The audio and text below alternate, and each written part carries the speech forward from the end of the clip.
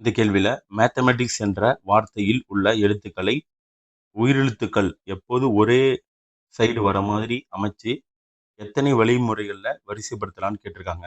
இப்போ நம்ம உயிரெழுத்து மெய் எழுத்து தனித்தனியா எடுத்து எழுதிக்கலாம். உயிரெழுத்துக்கள் எத்தனை இருக்கு? 4 இருக்குங்களா? மெய் எழுத்துக்கள் 7 எழுத்து இருக்கு. மொத்தம் 11 எழுத்துக்கள் இருக்கு. மெய் எழுத்துக்கள் எத்தனை இருக்கு? 7 இருக்குங்களா? அதோட நம்ம உயிரெழுத்துக்களை ஒன்றா எடுத்துக்கிட்டோம்னா மொத்தம் எத்தனை எழுத்துங்கள் வரும்? 8 வருங்களா? அதை 8 ஃபேக்டோரியல்னு எடுத்துக்கலாம். மெய் எழுத்துக்கள் 7, உயிரெழுத்துக்கள் 1 எடுத்திருக்கோம். அதனால 1ன்னு வச்சிருக்கோம். இப்ப இந்த 7 எழுத்துல எதுங்க ரிப்பீட்டடா வந்திருக்கு? எம், டி இது ரெண்டும் ரிப்பீட்டடா வந்திருக்குங்களா? ரிப்பீட்டடா வந்தாவே அந்த எத்தனை வந்திருக்கோ அத்தனை ஃபேக்டோரியலால நம்ம வகுக்கணும். திரும்ப திரும்ப வந்திருக்கு. எம் எம் வந்து 2 டைம் வந்திருக்குங்களா? அதே மாதிரி டியும் 2 டைம் வந்திருக்கு. இப்ப இதை நம்ம வகுத்துக்கலாம்.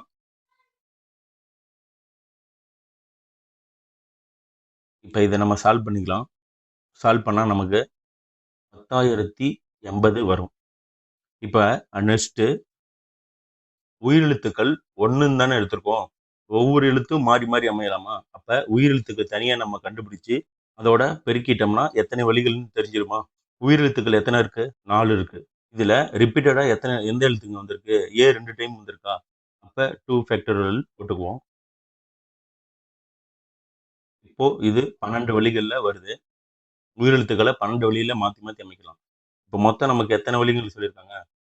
மெய் எழுத்துக்கள் 10,080 வழிகள்லையும் உயிரெழுத்துக்கள் மட்டும் தனியா 12 வழிகள்லையும் அமைச்சா மொத்தம் நமக்கு 1,20,960 வழிகள் கிடைக்கும். அப்ப ஆன்சர் சி.